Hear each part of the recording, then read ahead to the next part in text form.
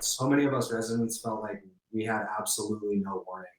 Hawaii has one of the largest public safety outdoor siren warning systems in the world. Sirens that were silent as wildfires raged. Question is, why? First, it was this. It would not have saved those people on the mountainside. Do you regret not sounding the sirens? I do not.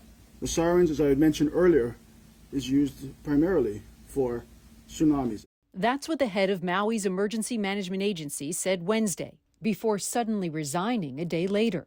But even before that press conference ended, his reason had changed.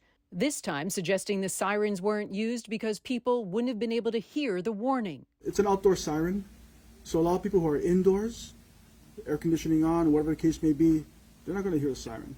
Plus, the winds were very gusty and everything.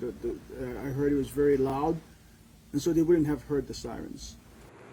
Same story with Hawaii's governor. First this. Sirens were typically used for tsunamis or hurricanes. To my knowledge, at least I never experienced them in use for fires. Then minutes later, another explanation. This time, the governor suggested at least some of the sirens were broken.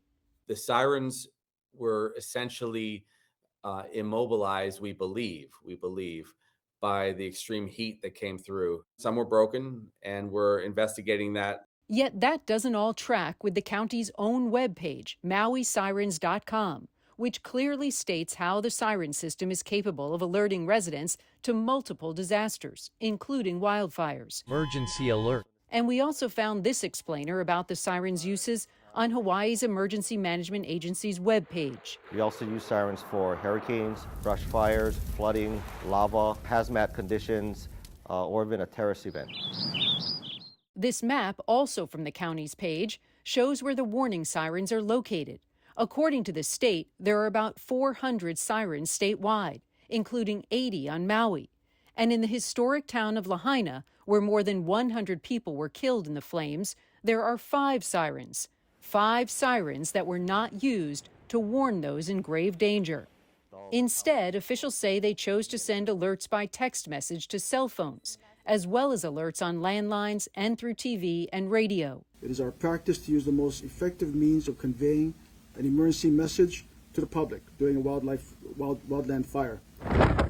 While that may have worked in some cases, the wildfire moved so swiftly it knocked out power and cell service. So how were residents supposed to receive those warnings? There's no warning at all.